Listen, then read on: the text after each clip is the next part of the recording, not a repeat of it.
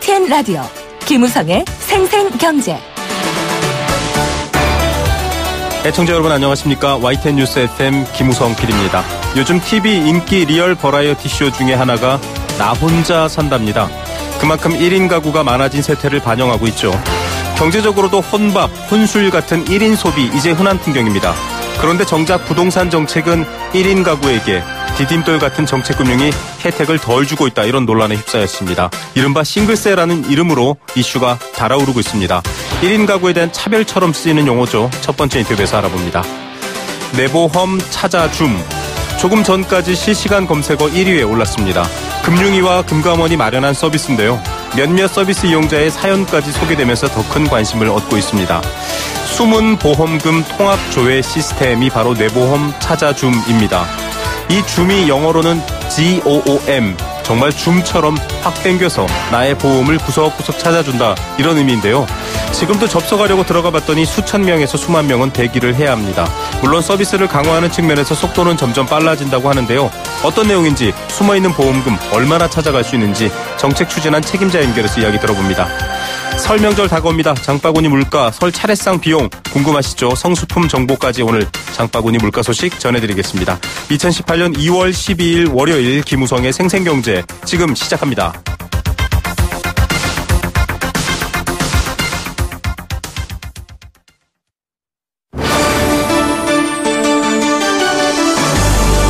YTN 라디오 김우성의 생생경제.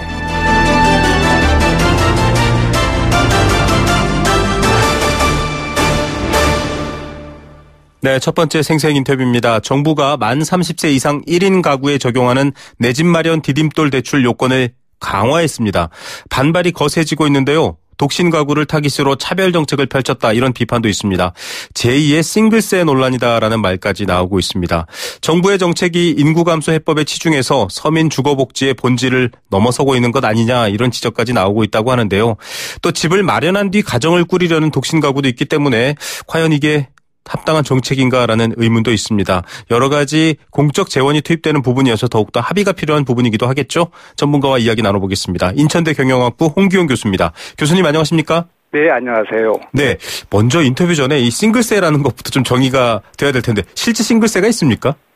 실제 싱글세 이런 것은 없습니다. 네. 이거는 이제 우리가 일반적으로 통칭해서 이렇게 얘기를 하는 것인데, 말하자면 가구, 일가구죠. 네. 특히 대부분은 이제 비혼자 이런 분들이 이제 되는데, 맞습니다. 이분들이 에게 집을 마련하거나 아니면 네. 세금을 낼 때 상대적으로 기혼자보다 세금을 더 내게 되는 걸 우리가 보통 이제 싱글세다, 이렇게 이제 얘기를 하는 것입니다. 예, 고대 그리스에서는 노총각에게 세금을 냈다라고도 하는데, 예, 이 정도로 사실은 현실적이지 않은 이야기인데, 내용을 봤더니 이 내 집 마련 디딤돌 대출, 이 요건이 좀 강화됐다라고 하거든요. 반발할 만한데 어떤 내용입니까?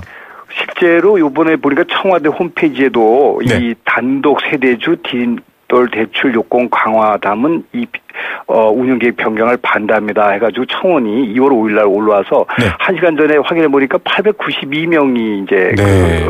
찬성을 했더라고요. 네네. 그만큼 이 젊은이들, 특히 결혼을 하지 못한 사람들에게 이제 관심이 있을 수밖에 없는데, 요번에 어떻게 됐냐면, 이 디딤돌 대출은 잘 아시겠습니다만 국토부에서 주관해서 저세율로 저소득자에게 대출을 이제 해주시는 건데, 네. 특히 요번에 된 거는 대상 주택 한도가 5억 원짜리를 3억 원으로 변경하고, 네. 주거 면적도 85평방미터를 60평방미터로, 대출 한도를 종전 2억 원에서 1억 5천으로 이렇게 강화됐다.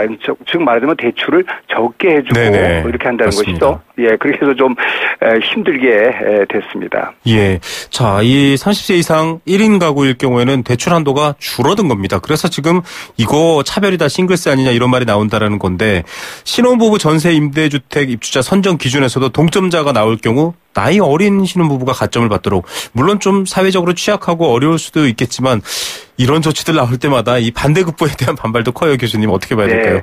얼마 전에 또 이 국토교통부에서도 신혼부부 주거지원 강화 방안으로 이제 발표를 했었죠. 네. 그래서 국민임대주택을 종전처럼 이제 30%를 신혼부부에게 이제 우선 배정을 하겠다. 그리고 이제 그렇게 하다 보니까 신혼부부가 아닌 이런 1인 가구라든지 네. 여러 사정으로 결혼을 못하고 또 1인으로 남아있는 가구는 그러면 주택이라는 거는 인간이 살아가는데 최소한도 진입을 똑같지 않느냐. 결혼해서 아기 낳는 그 문제는 보육정책이라는 게 있는 것이고 네. 그런 측면에서 볼 때 주거정책에서도 이 진입을 장벽을 해야 되겠냐는 이런 아쉬운적인 얘기를 지금 나오고 있는 것입니다. 네. 이 살아야 되는 문제, 교수님도 말씀해 주시지만 이 기본적인 주거의 문제는 싱글이냐 아니냐의 문제로 나눌 수 있을까? 저는 싱글이 아닙니다만 저도 참 의아한 얘기인데 지금 과거의 사례를 봤더니 2015년에 1인 가구 특별 세액 공제액을 축소했습니다. 이때 또 싱글세 논란이 확 불붙었었거든요. 물론 인구를 늘리겠다라는 정부의 여러 가지 이유 이런 거 이해되지만 이런 혜택 참 조심스러울 텐데 이렇게 등장하거든요. 교수님 배경 어떻게 봐야 될까요? 그때 이제 여러 가지 우리 세액 공제는 이제 여러 가지 사정에서 세액 공제를 해주게 됩니다. 네네. 의료비라든지 교육비라든지 보험료 이런 것들을 이제 많이 쓴 분들에게는 세금을 이제 깎아주는 것이죠. 네. 그렇게 되다 보니까 상대적으로 그걸 쓰지 않는 1인 가구들, 의료비가 이제 가족이 없으면 덜 쓰지 않겠습니까? 그렇죠. 이런 게 교육비도 마찬가지고요. 그러다 보니까 상대적으로 세금이 이제 많아진다. 네. 그래서 이제 특별 세액 공제 이런 것들이 이제 있어서 네네. 그런 공제가 전혀 없는 분들에게는 특별 세액 공제에서 이리저리 일정 금액을 이제 빼주거든요. 네. 그래서 이러한 것들이 대략 13만 원 정도 되는데 이 금액이 좀 적지 않느냐 하는 것이 이제 대두되는 것이고 네. 또 한편은 근로장려 세제의 경우에도 종전에는 무자녀 가구나 단독 가구 이런 사람들과 또 자녀 1인 가구 여러 가지 이런 데 차별이 좀 덜했는데 네네. 이런 무자녀 그러니까 단독 가구에 대해서는 근로장려 세제도 또 강화해가지고 덜 받게 하는 이런 여러 가지로 1인 가구에 대해서 세금이 상대적으로 많이 내는 이런 구조를 이제 왔었다 이런 것을 지적하고 있는 것입니다. 예.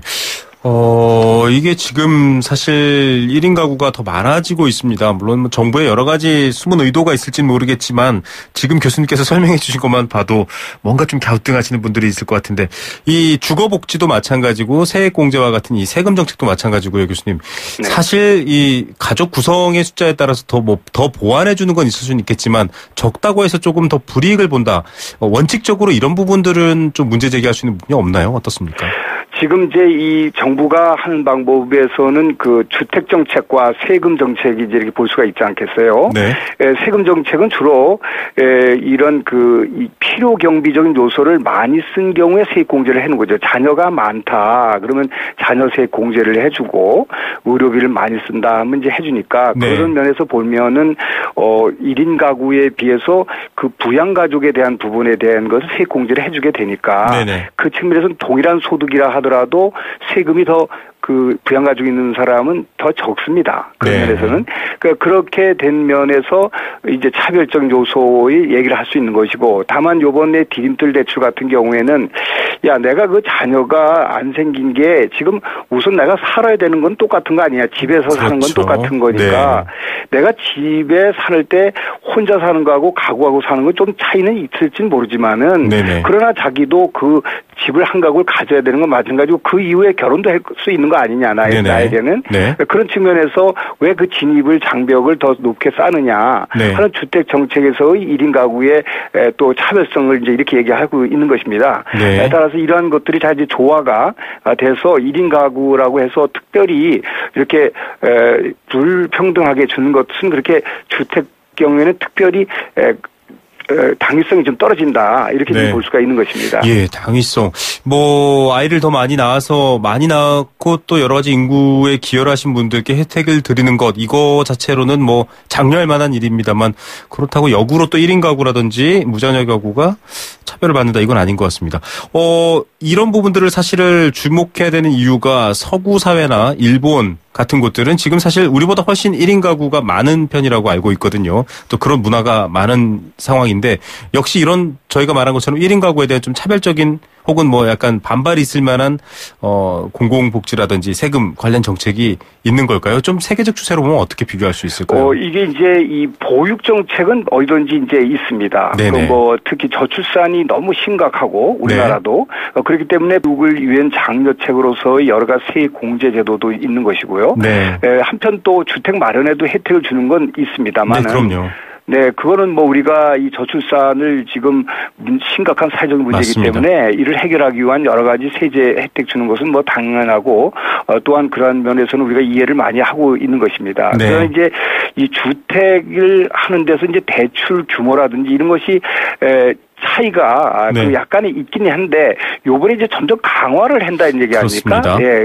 왜 종전보다 더 강화하기 때문에 이제 요번에 문제가 되는데 그게 강화할 필요가 어느 정도 있느냐 하는 것이 사회적인 그 우리가 이제 판단의 기준이 네. 돼야 되는데 이분들이 사실 결혼이 늦어지고 취업이 늦어지고 그러한 그 하는 것은 개인의 어떤 그 문제라기보다는 사회적인 구조적인 문제가 같이 있는 것 아니겠느냐. 네. 따라서 사회적인 그러한 문제 때문에 내가 겪는 이러한 그 1인 가구적인 그 문제점을 나의 개인에게만 이 돌릴 수 있는 문제냐. 그래서 내가 그만한 세금을 더 내고 주택을 더 마련하는데 여러 가지 제약 요소가 있느냐 하는 그런 것에 대한 논의와 또한 사회적 합의가 이제 이루어져야 되겠다 하는 것이 이제 1인 가구의 이런 여러 가지 혜택을 줄이는 이런 것에 대한 그 검토 대상이다 이렇게 볼 수가 있는 것입니다. 예, 사실 실제로도 지금 이 관련 자료를 모아둔 그런 사이트에 혹은 홈페이지에 들어가게 되면은 똑같은 월급을 받아도 결혼해서 아이가 한 명 있는 분과 독신 세금의 차이가 많이 납니다. 그만큼 혼자 사는데 세금도 더 많이 낸다. 결국은 이렇게 느끼는 겁니다. 사실 혜택의 차이인데. 1인 가구가 증가하고 있는 상황에서 이렇게 한다고 해서 좀 세금 덜 내야 되니까 결혼해서 아이 낳아야겠다 이러지는 않을 것 같고요. 좀 뭔가 이런 공적 재원이나 세금 부분에서 대응이 바뀌어야 될 것 같은데요, 교수님. 어떤 방향을 좀 모색해 봐야 될까요? 네, 실제 최근에 연구를 보니까 세금으로 보면은 우리가 두 자녀 갖고 있는 홀벌이 네. 된 경우에는 비해서 1인 가구가 대략 동일한 소득에도 50%를 더 세금을 많이 낸다. 네. 이런 것이 나와 있습니다. 그러니까 네. 가구가를 이렇게 결혼을 해서 자녀가 있으면 이제 세액이 이제 줄어든 건 맞는데 그것이 너무 형평이 차이가 나면 1인 가구에 대한 과도한 세금 부과는 곧 싱글세가 된다. 네. 그게. 그래서 이제 그런 문제가 나오기 때문에 이런 분들에 대한 것이 이제 금방 우리 말씀 주신 것처럼 네네. 이런 분들이 어떤 그 사회적인 여러 가지 자기의 문제 때문에 이러한 결혼 연령이 넘어가고 또한 이런 걸 통해서 또 취업도 그렇고 해서 이 사회적 문제와 함께 병행해서 문제 해결을 찾아 나가는데 좀 필요하지 않느냐 이런 측면을 이제 강조해 드리고 싶습니다. 예, 사회적 문제, 이 1인 가구의 문제를 단지 개인의 선택 문제로 봐서는 안 될 것 같습니다. 기본이긴 하지만 여러 가지 오히려 더 어려운 상황들까지 좀 아울러서 이해해야 이런 얘기들도 가능할 것 같네요. 교수님 오늘 말씀 감사드립니다. 감사합니다. 네, 인천대학교 경영학부 홍기용 교수였습니다. YTN 라디오 김우성의 생생경제. 네, 함께 느끼는 우리 경제 공감사전입니다. 애청자 여러분들께 귀를 활짝 열어두고 있습니다. 하시고 싶은 말씀, 또 뉴스 인터뷰 듣다가 떠오른 생각들 함께 나눠주십시오. 생생경제 시간에 함께 공유하도록 하겠습니다. 참여하시는 방법은요. 단문 50원, 장문 100원의 정보 이용료 부과됩니다. 샵 0945번 문자 보내시면 되고요. 스마트폰 애플리케이션 예스로도 참여하실 수 있습니다. 참여해 주시면 추첨을 통해서 도심 속 꿈의 놀이터 일산 원마운트에서 워터파크 스노우파크 이용권 선물로 보내드리고 있습니다. 오늘의 공감사전 주제 싱글세입니다. 싱글세. 독신세라고도 하는데요. 결혼하지 않는 사람이 특별히 부담해야 되는 세금이라고 보면 되겠죠. 1인 가구라면 다 해당될 겁니다. 그런데 이 싱글세, 독신세 역사를 봤더니 로마 제국 시대까지 거슬러 올라갑니다. 고대 그리스 로마에서는 결혼 정년기를 넘긴 노총각에게 특별 세금을 부과했습니다. 30세가 넘도록 미혼으로 남아있으면 선거권까지 박탈당했다고 합니다. 지금의 세상에서는 이해가 안 되는 차별적이고 폭력적인 법이긴 한데요. 저출산을 대비하기 위해서 이런 게 제한됐다고 합니다. 현대 민주주의 국가를 운영하는 정부 가운데서도 사실 싱글세 제도와 비슷한 것들, 유사한 것들을 실시하는 나라가 많습니다. 우리나라 같은 경우도 앞서 얘기됐지만 똑같은 세금도 혼자 살아가는 사람들이 더 많이 부담해야 된다라는 점에서 사실은 실질적으로 싱글세가 있다라는 비판도 있습니다. 그런데 어떻습니까? 앞으로는 1인 가구가 점점 늘어가고 있고요. 그런 측면에서 사실은 다양한 상품과 생활, 서비스들이 만들어지고 있는 상황입니다. 그런데 공적 재원이라든가 여러 가지 부분에 있어서는 또 혼자 살아가는 게 불리하게 된다. 그래서 연말정산할 때 위장 결혼해야 되냐 이런 얘기들까지 나온다고 합니다. 실제로 기사를 검색해보면 굉장히 많은 이야기가 쏟아지고 있습니다. 애청자 여러분들은 어떻게 생각하십니까? 국가가 운영되는 것, 법도 있지만 또 세금과 같은 경제적인 요인들로도 사람들을 움직이게 하고 또 반응하게 하는데요. 혼자 사는 사람들에게 대한 혜택, 축소하는 게 맞나요? 아니면 축소해서는 안 될까요? 여러분들의 생각도 기다립니다.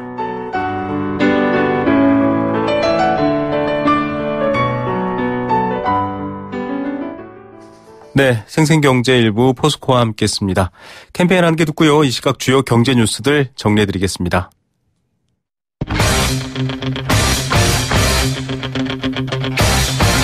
지금 가장 뜨거운 경제 소식. 경제 톱 뉴스. 네, 현재 시각 오후 3시 26분 30초 이제 막 지났습니다. 이 시각 주요 경제 뉴스 확인해 보겠습니다. 이데일리 권소연 기자입니다. 기자님 안녕하십니까? 네, 안녕하세요. 네, 자, 땅값에 관심이 많은데 공시지가가 나왔네요. 네, 국토교통부가 1월 1일 기준 표준지 50만 필지의 가격을 공시했는데요. 보니까 6.02% 올라서 지난 2008년 이후 10년 만에 가장 큰 폭으로 올랐습니다. 이제 글로벌 금융위기 여파로 2009년에 1.43% 하락한 이후에 9년 연속 상승세를 이어온 거고요. 상승 속도도 가팔라진 겁니다. 올해에도 제주도가 16.45% 올라서 시도 중에 가장 큰 폭의 상승세를 보였는데요. 네. 제주 신화와 역사공원 개장과 제2공원 건설, 제주도 이주민이 많아지고 이러면서 토지에 대한 수요가 늘었잖아요. 네네. 이렇게 고스란히 땅값에 반영이 된 겁니다. 그리고 부산이 11.25% 올라서 뒤를 이었는데요. 부산 중에서도 수영구나 해운대구, 연제구 같은 곳이 상승을 이끌었습니다. 남천동 재개발 사업이나 센텀 이지구, 도시첨단산업단지 조성, 이런 호재가 반영이 된 건데요. 여기에 또 이제 세종시 공시지가도 9.34% 올랐습니다. 네. 이 표준지 공시지가라는 게 전국 토지가 약 한 3,268만 필지 정도 되거든요. 이 중에서 대표성이 있는 필지 50만 개를 뽑아서 산출한 겁니다. 그래서 지금은 이제 샘플인 거고, 개별 땅의 공시지가는 별도로 5월 31일에 발표가 되는데, 네. 이게 이제 재산세라든가 종합부동산세 같은 보유세 산출이 기준이 되는 거거든요. 네네. 그러니까 올해 이렇게 공시지가가 올랐으니까 아무래도 이제 세금 부담도 커질 수밖에 없을 것 같습니다. 예, 이건 좀 표준적인 내용이고 5월 31일에 또 개별 각 땅의 공시지가 별도로 발표된다고 합니다. 세금 부담 얘기도 있으니까 관심 높으실 텐데 비싼 땅, 싼 땅이 역시 또 관심사거든요. 비싼 땅은 역시 명동이더라고요. 네, 명동역 6번 출구 나와서 이제 내려오다 보면 왼쪽에 초록 층으로 뒤덮인 건물 하나 보이는데요. 네. 화장품 업체의 네이처 리퍼블릭 간판을 달고 있는 건물입니다.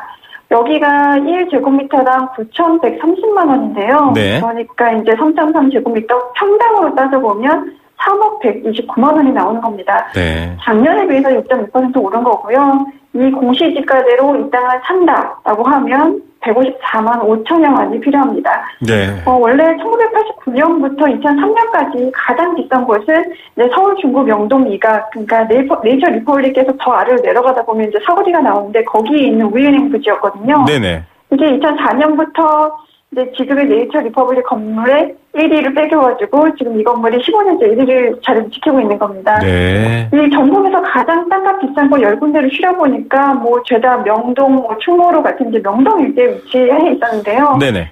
사실 우리나라 찾는 중국인 줄어서 예전보다 상권이 좀 활력을 잃기는 했지만 땅값에서는 여전히 명동 일대가 독보적이었습니다. 반면에 가장 땅값 싼 곳 어딘가 봤더니 네. 전남 진도군 조도면 눌 옥돌이라는 곳에 있는 13,600여 제곱미터 이내였는데요. 네네. 이게 1제곱미터당 205원에 불과했습니다. 네. 이것도 작년에 195원이었는데 거기 비하면 5.1% 오르긴 한 건데도 네. 2년째 전국 최저를 기록했습니다. 평당 600원과 평당 3억 1290만. 이게 화장실 크기를 비교해봤을 때 정말 화장실 한 칸이 몇 억대인 건물과 또 아닌 건물 땅값에 대한 참 이야기 재미있네요. 고가 아파트를 거래하시는 분들은 좀 신경 써서 들으셔야 될 것 같습니다. 추가로 세무조사 들어온다고요? 뭐 최근에 집값 급등세를 보인 강남 4구에 대해서 이제 국유성이 또 칼을 빼들었는데요. 네. 현재 급등 지역 중심으로 부동산 거래를 전수 분석 중이고 이제 다음 달에 추가로 세무조사 대상을 선정해서 조사할 계획이다라고 밝혔습니다. 네. 지금 정부가 다주택자에 대한 과세 강화하니까 뭐 절세 목적으로 자녀에게 증여하면서 좀 여러 가지 탈거하는 사례가 늘고 있다는 판단 때문인데요. 네네. 이미 지난해 8월부터 이제 1,375명 대상으로 기획 세무조사 실시해서 779명으로부터 세금 추정했고요. 나머지 596명에 대해서는 현재 조사 중입니다. 지금까지 이제 세무조사를 해보니까 갈수록 지능적으로 부동산 거래를 통해서 변칙증여하는 사례가 많아지고 있다는 게 국세청 설명인데요. 네. 몇 가지 이제 사례를 들었는데, 한 대기업 임원은 이제 두 아들한테 서초구 아파트 매입자금을 성금으로 증여하고 속부한테 매입자금 빌린 것처럼 위장을 해서 증여세 탈루했다가 수억 원의 세금 추징당했고요. 네. 또 전직 교육공무원은 백수의 아들 명의로 강동구 재건축 아파트를 대출을 끼고 샀는데 이 대출금을 이제 대신 갚아줬습니다. 이제 아파트 값이 오르니까 산지 얼마 안 돼서 팔아서 수억 원의 차익을 얻었고요. 또다시 아들 명의로 다른 재건축 아파트 샀다가 이번에 고세청한테 걸렸습니다. 이번 역시 증여세 탈루로 수천만 원 추진하고 있습니다. 예, 서민들은 꼬박꼬박 세금 내고 있습니다. 이거 전수조사에서 돈의 출처라던가 여러 가지 세금, 특히 이 증여에 대한 부분들 꼼꼼히 본다고 하니까 좀 제때 내는 게 더 현명하지 않을까요? 공정거래위원회가 가습기 살균제를 재조사한 결과 나왔네요. 네, 이게 2011년에 첫 조사가 이루어진 후에 7년 만에 이루어진 조치인데요. 한참 우리 사회를 굉장히 떠들썩하게 했었죠. SK케미칼하고 애경, 이마트에 가습기 살균제를 제조 판매하면서 표시 광고법을 위반했다라면서 이제 공정거래위원회가 시정 명령을 내렸고요. 과징금 총 1억 3,400만 원을 부과하기로 했습니다. 네. 또 SK케미칼과 애경의 전직 대표 4명을 검찰에 고발하기로 했는데요. 공정위는 이 회사들이 이 제품 라벨에 독성 물질이 포함된 사실을 빠뜨렸다라고 판단했습니다. 이 애경은 SK케미컬이 제조한 CMIT, MIT 같은 독성 성분이 포함된 홈클리닉 가습기 매트를 판매했고요. 이마트도 이제 같은 성분이 포함된 이마트 가습기 살균제를 판매했는데요. 네네. 이런 물질에 대한 위험성을 전혀 포기하지 않았다는 겁니다. 네. 오히려 살균 효과가 있다, 아로마 테라피 효과가 있다 이런 표현을 써서 좀 유익하다라는 인상을 준 케이스인데요. 네. 원래 이제 공정위는 2016년 8월에 이 사건의 판단을 중단하는 심의 절차 종료 결정을 내렸었는데, 공소시효 5년이 지났고 독성 물질에 대한 인체 위해성이 입증되지 않았다라는 이유에서였습니다.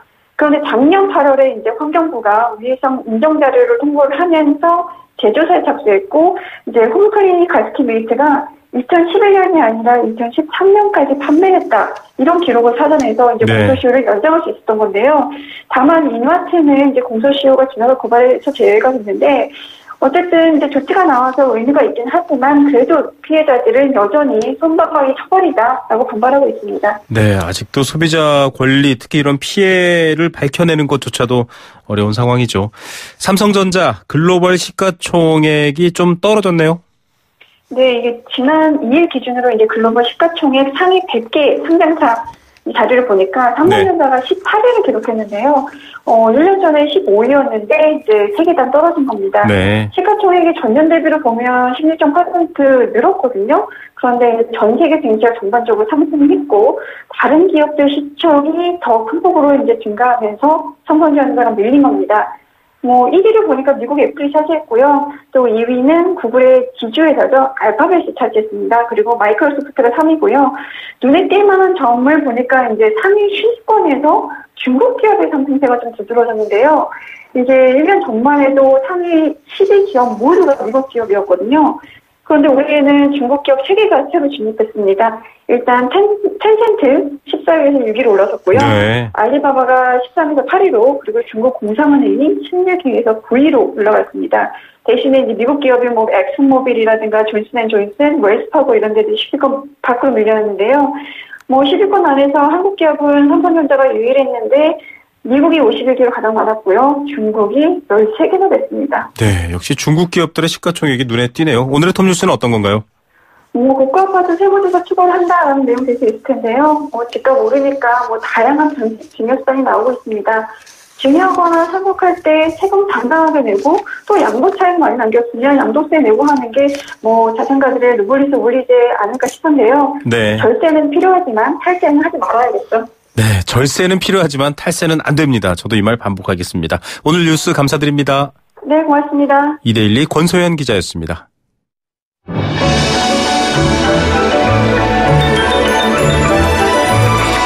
오늘의 경제를 들여다보는 시원한 창.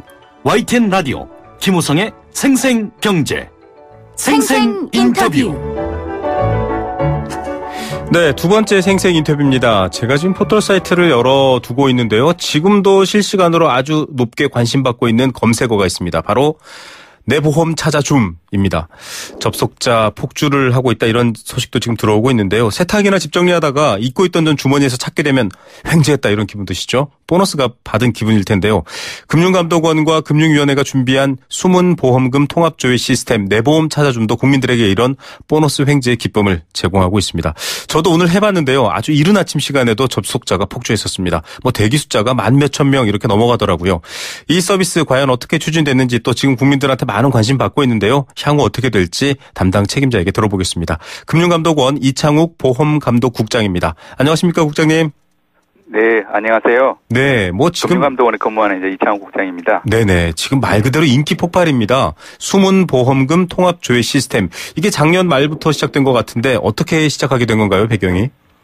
네, 사실 이제 금융감독원은 그 금융소비자 정보 포털 파인이라고 있습니다. 네. 그 파인을 통해서 좀 다양한 어떤 금융정보 통합조회 시스템을 이제 집중해서 제공 중에 있는데요. 네네. 근데 요즘 보험 계약자가 찾아가지 않은 보험금이 약 한 7조 원 가량 정도 있는데. 7조 원이요? 네. 예. 그래서 정기적인 어떤 보험금 안내 외에 통합조회 그 서비스가 부족해가지고 아쉬운 상황이었습니다. 네네. 그래서 이번에 이제 소비자가 언제든 손쉽게 자신의 어떤 숨은 보험금을 확인할 수 있도록 금융위원회와 또 보험협회와 함께 숨은 보험금 조회 시스템을 구축하여 운영하게 되었는데요. 네네. 이번 시스템 구축 과정에서 좀 많은 어려움이 있었지만은 소비자들이 좀 하루라도 빨리 쉽고 편하게 조회할 수 있도록 많은 관계자분들이 열심히 노력해가지고 이번에 네. 좋은 시스템이 좀 구축된 것 같아서 뿌듯합니다. 예, 뿌듯하실 만할 것 같습니다. 지금 아주 인기가 많습니다. 이름이 내보험 찾아줌입니다. 여기서 줌은 카메라 렌즈 줌할 때 그 줌인데 좀 재밌게 이름을 지은 것 같아요. 이 주로 어떤 보험들 찾아주는 건가요? 네, 그 시스템 이름은 좀 다양한 그 의견을 좀 수렴해서 네네. 가장 많은 선호를 받은 이제 내보험 찾아줌으로 이렇게 선정을 하였습니다. 네. 그래서 이번 조회 시스템을 통해서 기본적으로 보험회사가 판매한 모든 보험 상품에 대해서 금액이 좀 확정된 보험금을 좀 조회할 수 있는데요. 네. 좀 더 구체적으로 말씀을 드리면은 그 보험 계약 기간 중에 어떤 축하금이나 이런 명목으로 지급하는 중도 보험금이 있습니다. 아, 네. 예, 중도 보험금이라든지 네. 또는 보험 계약의 만기가 지난 만기 보험금. 네. 그리고 또 만기 이후에 어떤 3년이 경과한 휴면 보험금이 있습니다. 네네. 이런 보험금들은 구분할 수 있는데요. 그래서 이런 보험들을 이제 조회하게 되고 또 이런 숨은 보험금이 네. 작년 10월 말 기준으로 약 한 7조 4천억 원, 네. 약 계약 건수는 한 900만 건 정도로 엄청난 규모가 좀 남아 있습니다. 예, 이 지금 얘기 들으면서도 낯선 분들 계실 텐데요. 보험 계약 기간 중에 축하금 같은 명목의 중도금도 있고 만기가 됐을 때 받는 만기가 지나고 한참 지난 휴면 7조 4천억 원이라고 합니다. 그래서 지금 국민들이 열심히 혹시 나도 내 이름 앞으로 들어둔 거 없나라고 찾아볼 텐데 이게 보험금을 찾은 사례들도 많이 보도가 되고 있긴 한데 좀 소수긴 하지만 정말 로또처럼 아주 행운의 경우도 있더라고요. 주로 어떤 분들이 찾아가셨나요? 예. 사실 많은 또 훈훈한 사례가 좀 들어와서 저도 기분이 좋은데요. 네네. 예, 특히나 좀, 지난번에 한번 접한 사례가 어떤 게 있냐면요. 네. 좀 생활이 어려워서 좀 장애가 있는 딸을, 네. 부득이하게 이제 보호시설에 맡겨졌던 이제 어머님께서 네. 숨은 보험금을 한 2억 정도 찾으셔가지고 딸을 집에 다시 데리고 올 수 있었다는 어떤 사례를 좀 접했습니다. 아유, 정말 잘 됐네요. 네, 정말 가슴이 뭉클하고, 네네. 더욱더 어려운 국민들을 위해서 열심히 해야겠다는 생각이 들었습니다. 예. 그리고 이제 조회 시스템 이번에 오픈 이후 약 6주 동안 네네. 한 8천억 원, 약 59만 건을 이제 국민들이 찾아가셔서 대단히 네. 반응이 좋았는데요. 네네.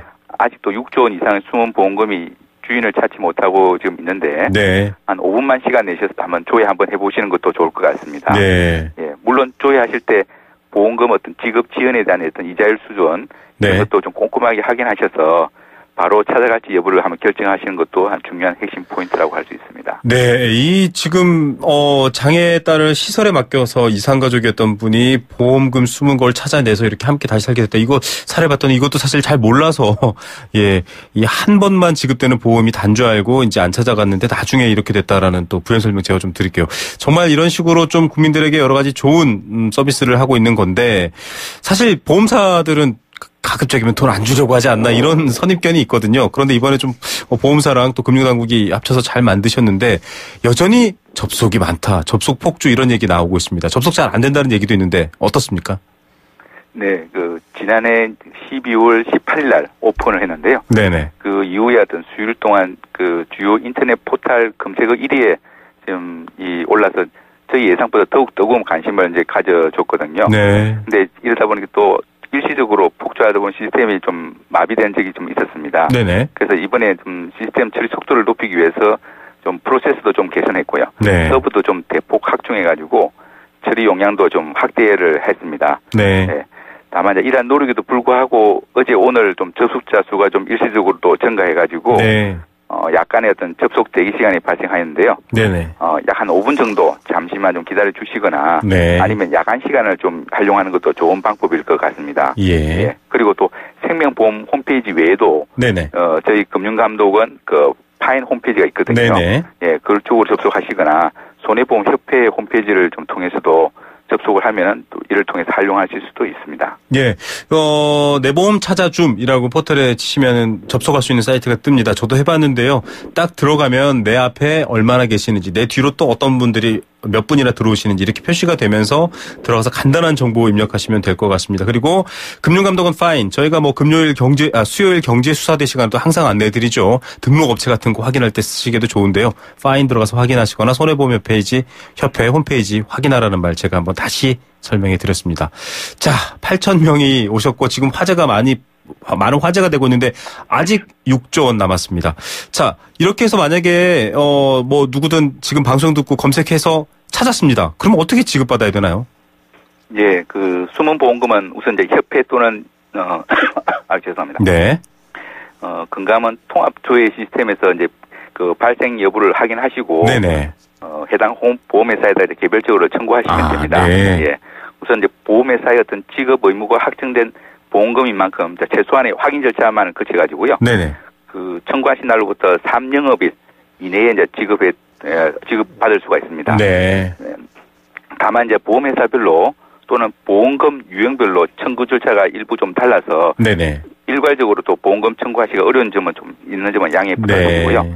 그리고 앞으로 소비자가 내보험 찾아줌 시스템을 통해서 보다 또 손쉽게 그 숨은 보험금을 확인하고 또 보험금을 청구할 수 있도록 그 시스템을 지속적으로 보완해 나갈 예정입니다. 예, 사실 이거 예전에 뭐 몇 년 지나서 사망보험금 이런 논란 때도 있었고요. 이게 좀 정보가 상대적으로 고객들이 부족해서 항상 좀 불만이 있었고 저희도 사실 그런 것들 지적하는 인터뷰를 많이 했는데 오늘은 좀 칭찬드려야 되는 인터뷰가 된 것 같습니다. 아는 것이 힘이다라는 생각 드는데요. 뭐 보험뿐만 아니라 앞으로도 좀 이런 서비스들 또 지금 하고 있는 내 보험 찾아줌 이런 것들 좀 확대되거나 좀 개발될 정책들 기대해도 될까요? 예. 우선 그 숨은 보험금 찾아주기 캠페인을 이제 매년 네. 지속적으로 추진할 예정이고요. 네네. 이와 같은 어떤 숨은 보험금을 소비자들이 제때 알고 찾아갈 수 있도록 그 보험금 지급 관련 설명 의무를 보험사로 하여금 좀 하도록 하고요. 네. 그다음에 그 청구하는 것을 잊어도 보험회사가 알아서 보험금을 좀 지급할 수 있도록 그 지급 계좌 사전 등록 시스템에 대한 홍보를 좀 강화해 나갈 겁니다. 그리고 또 숨은 보험금 외에도 네. 이 보험 소비자분들이 보험 계약 단계에서나 또는 유지 단계 또는 보험금 지급 청구 단계에서 네. 제때 알기 쉽게 할 수 있도록 정보를 제공해 드리고요. 그리고 또 편리하게 이용할 수 있도록 그 알림 서비스를 좀 강화하거나 또는 보험금 청구 절차를 좀 간소화하는 그런 다양한 방안을 좀 마련해서 제공해 드릴 예정입니다. 네, 여러 가지로 좀 그간의 금융 소비자들도 여러 가지 국민들이 좀 답답해 하시던 부분들 이번에 잘 해결해 오셨고요. 또 그래서 또 관심 많이 받는 것 같습니다. 예, 오늘 말씀 감사드립니다. 예, 감사합니다. 네, 금융감독원 이창욱 보험감독국장이었습니다.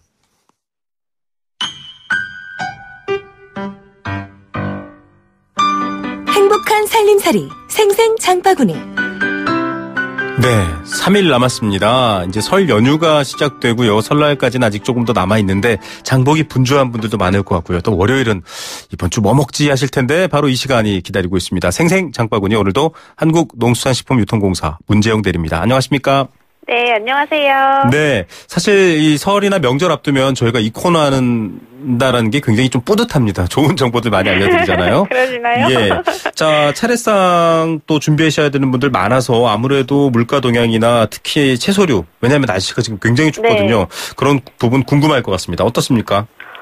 저희가 2월 7일 마지막으로 성수품 가격을 조사해 보니까 네. 확실히 그 전보다는 채소류 가격이 많이 올랐더라고요. 네. 특히 무는 38%, 배추는 35% 정도 상승했는데요. 맞습니다. 무는 뭐 한 개 2,500원, 배추는 포기에 4,300원 정도에 판매되고 있어요. 네. 다만 그래도 배추, 무 이런 게 차례상에 많이 올리는 그런 품목은 아니다 보니까 네. 전체 차례상에 영향을 미치는 정도는 크지 않고요. 네. 또 농식품부에서 매일 뭐 400톤씩 배추물을 소비지에 보내면서 단가를 조금이라도 낮추려고 하고 있습니다. 네. 어찌되었든 3차 조사 결과 전통시장이 1월 31일 2차 조사 때보다 0.2% 증가해서 24만 9천 원에 설 성수품 구입할 수 있겠더라고요. 예, 통상 이 설 차례상 차리시는 분들 전통시장 가면 25만 원 정도 든다.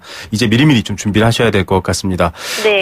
저도 지금 지난주에 방송하고 갔더니 제가 이제 애호박하고 이렇게 해먹는 걸 좋아하거든요. 네.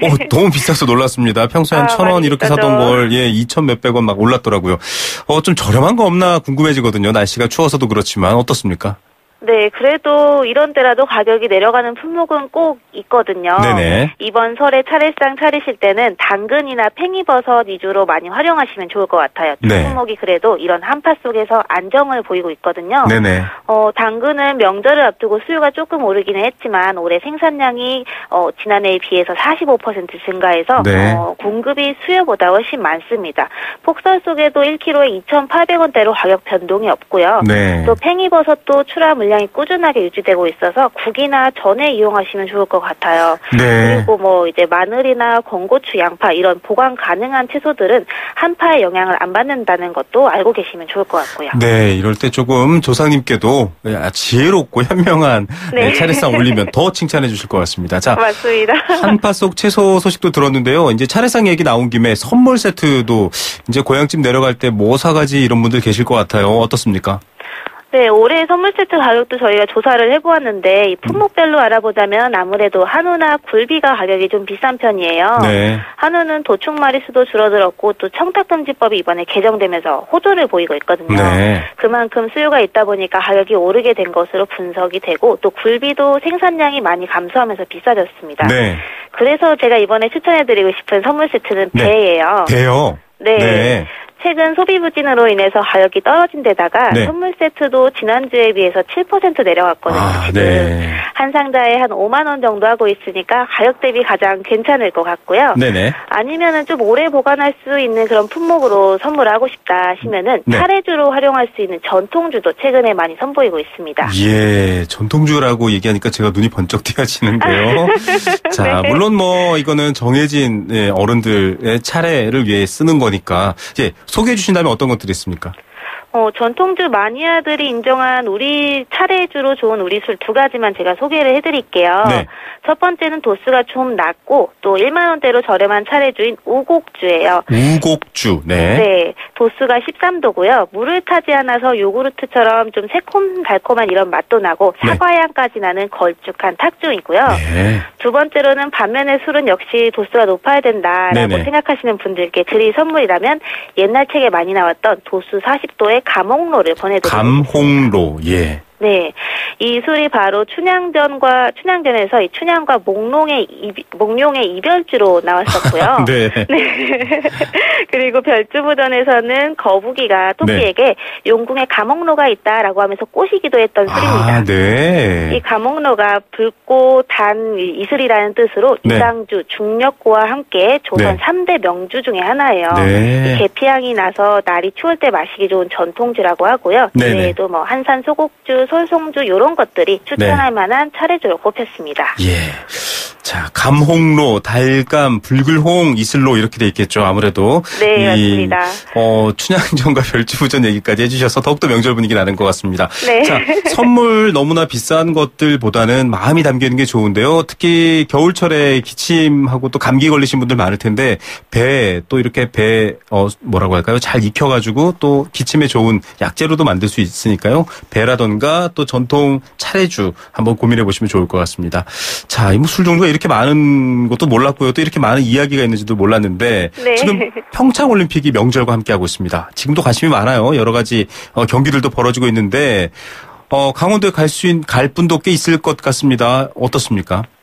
그렇죠. 이 주말과 함께 또 연휴가 있다 보니까 시간 내셔서 올림픽 구경 가시는 분들 꽤 계실 것 같아요. 네, 근데 표가 비싸더라고요. 아, 그런가요? 네. 그런다면 이제 또 보시는 김에 다른 곳도 들려야 되지 않을까? 네, 그럼요. 네, 특히 KTX가 지금 서울에서부터 서원주, 횡성, 평창, 강릉으로까지 연결되면서 강원도 쪽에 다녀오기가 꽤 수월해졌잖아요. 맞습니다. 기차로 갔다 올 수 있어요. 네. 그렇죠. 이번 주말 강원도 쪽 만약 다녀오실 거면은 원주에서 열리는 윈터 댄싱 카니발에 다녀오실 만할 것 같아요. 네네. 이게 18일까지 계속되는데 한국 무용부터 발레, 폴카, 탱고 같은 이런 전 세계의 다양한 춤을 보실 수 있는 장인데요. 거기에 더해서 국내 가수의 미니 콘서트까지 열린다고 하니까 동계 올림픽뿐만 아니라 춤으로 노래로 하나 되는 이런 문화 올림픽도 구경하셔도 좋을 것 같습니다. 예, 이 동계올림픽의 열기 많은 분들이 관심이 높습니다. 사실 지금 홈페이지 가셔서 혹시 나도 경기 한번 볼까라고 표 예매하시는 분들 생각보다 가격이 부담되네라고 하실 수 있는데 오고 가시는 길에 다양한 이런 이벤트와 또 다양한 볼거리가 있으니까요. 한번 다녀오셔도 좋을 것 같습니다. 전 세계의 축제니까요. 자, 또 이렇게 다녀오는데 볼거리만 있으면 안 되고 먹을거리가 있어야 되지 않을까요? 네, 맞습니다. 겨울에 여행 가시면 추우니까 국이 제일 먼저 떠오를 것 같아요. 이 원주에서 국물 중에는 추어탕이 꽤 유명한 지역인데요.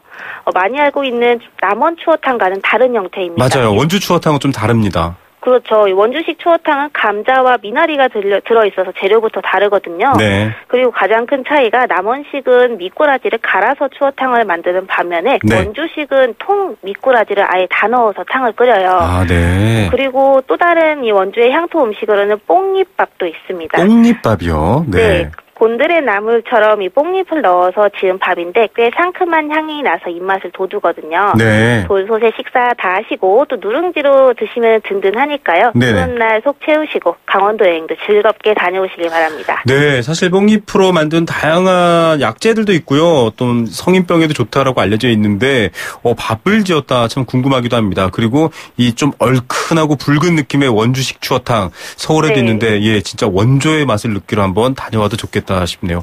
오늘도 정말 소 한 마리처럼 버릴 것 없는 좋은 정보 감사드립니다. 네, 감사합니다. 네, 지금까지 한국농수산식품유통공사 문재영 대리였습니다.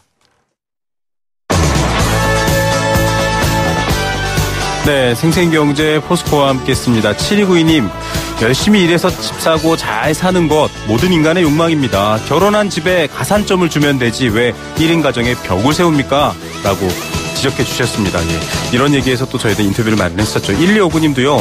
혼자 사는 것도 참 힘든 일이 많습니다. 오히려 지원해줘야 되는데 오히려 나라에서 이렇게 힘 빠지게 하면 안 될 것 같습니다. 규제 같은 것 만들지 마시고요. 차라리 처녀총각 매칭할 수 있도록 그런 거나 연구해 주셨으면 좋겠네요. 라고 하셨습니다. 1인이 행복해야 또 2인, 3인이 되겠죠. 행복한 개인이 행복한 가족이 될 수 있다라는 생각도 듭니다. 좋은 정책 저희도 기대해 보겠고요. 이겨주신 1259님께 저희가 스노우파크 티켓 선물로 드리겠습니다. 저는 내일 오후 3시 10분에 다시 찾아옵니다. 김우성의 생생경제였습니다.